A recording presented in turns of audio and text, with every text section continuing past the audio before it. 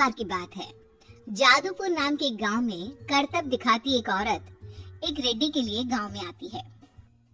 आइए आइए मेहरबान कदरदान, खाइए रोहड़ा के ताजे ताजे केले, कभी खाए नहीं होंगे ऐसे केले, पीले पीले केले खाइए। ये कहकर रोहड़ा हाथों में 4 केले लिए उन्हें सर्कल में जोर जोर से हवा में उछालती हुई करतब दिखाती है, जिसे देखकर आसपास के सारे बच्चे अपने अपने मम्मी पापा से उस औरत के पास जाने की जिद करने लग जाते हैं। पापा ऐसा तो सर्कस में बॉल से होता है ना, ये आंटी तो केले से कर रही है, चलिए ना पापा देखते हैं। रोहड़ा एक पतली सी तार पर चलती हुई केलों से करतब दिखाती है। आते जाते सभी लोग बाहर रुककर उसके करतब देखते हैं और वाह वाही करते नहीं थकते। जैसे ही एक आदमी पास आकर उसे पैसे देने लग जाता है, तब वो कहती है, अरे नहीं नहीं साहब, मैं करतब तो बच्चों के मन को बहलाने के लिए करती हूँ, धंधा तो मेरा केले का है। पीछे देखो मेरी रिड्डी, जो भी मेरे केले खाएगा मेरी तरह चुस्त दुरुस्त और तंदुरुस्त हो जाएगा। पता चलता है क्या कि मेरी उम्र 55 की है। अरे पर ऐसे ठंड के मौसम में कोई केला क्यों खाएगा? ये ऐसे वैसे केला नहीं है साहब, ये शरीर में गर्मी देते हैं, ठंड को दूर भगाए, जो भी रोहिणा के केले खाए। पापा अगर मुझे केले नहीं मिले तो मैं घर नहीं जाऊंगी। तभी उसके पापा कहते हैं कि बेटा केले ठंड में कभी गर्मी नहीं देते, ये सब कहने की बातें हैं, सामान बेचने का तरीका है इनका। पर पिंकी नहीं मानती। मैं केले खाऊंगी। पिंकी की जिद के आगे नत्थू हार जाता है और उसे केले खरीद कर दे देता है। पिंकी खुश होकर केले घर ले आकर खाती है। अब मैं भी करतब करूंगी, कितना मजा आएगा, जादुई केले। पिंकी पहला केला खत्म भी नहीं करती कि वो बेहोश हो जाती है। दूसरे केले से एक काला धुआं आता है और रोहड़ा चुड़ैल बनकर बाहर निकल आती है।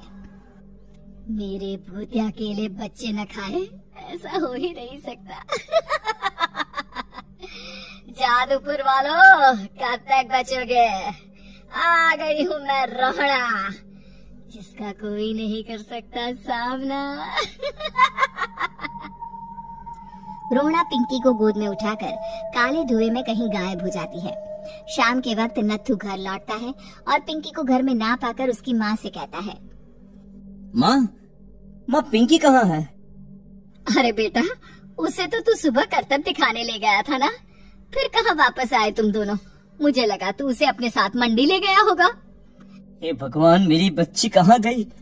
मैं उसे घर ही तो छोड़कर गया था माँ। नत्थू गांव के घर कोने में अपनी बेटी को ढूंढता है, पर उसे वो कहीं नहीं मिलती। परेशान होकर आके रो रो कर नत्थू हिम्मत हार कर घर लौट आता है। अगली सुबह रोहड़ा फिर से करतब दिखाने आती है और इस बार पिंकी की तरह रोनी केले खरीद लेता है।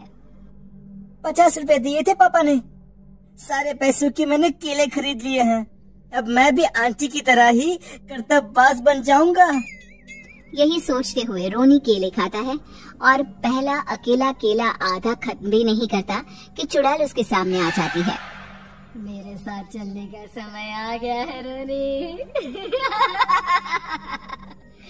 ये तो बस शुरुआत है, अब इस गांव के सारे बच्चे धीरे धीरे मेरे कब्जे में होंगे, एक बच्चा भी नहीं बचेगा। ये कहकर रोनी को गोद में लेकर काले धुएं में अदृश्य हो जाती है। इसके बाद हर रोज गांव में से कोई ना कोई बच्चा गायब होता, पर ऐसा क्यों हो रहा है किसी को भी समझ में नहीं आ पा रहा था।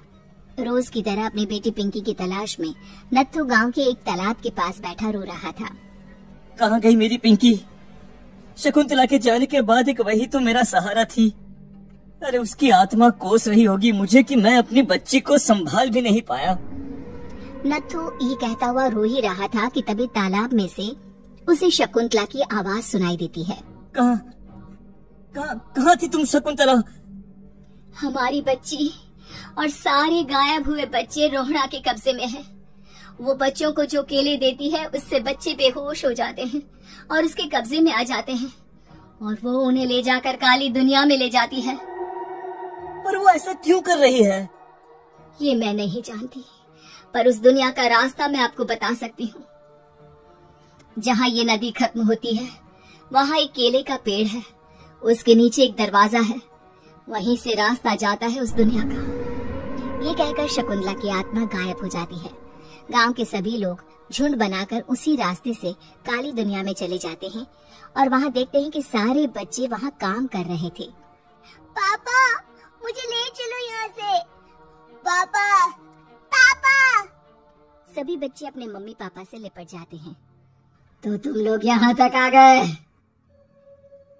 क्यों हमारे बच्चों को पकड़ लिया तूने? तुझे शिकारी बनाना है तो ले, हम सब आ गए हैं, हमें खा ले। नहीं, मुझे बच्चे चाहिए, मेरे बच्चे के बदले तुम लोगों के बच्चे। क्या मतलब? मैं इसी गांव में रहने वाली एक औरत थी। केले की चोरी के इल्जाम में मेरे बेटे को गांव वालों ने इतना मारा कि वो मर गया।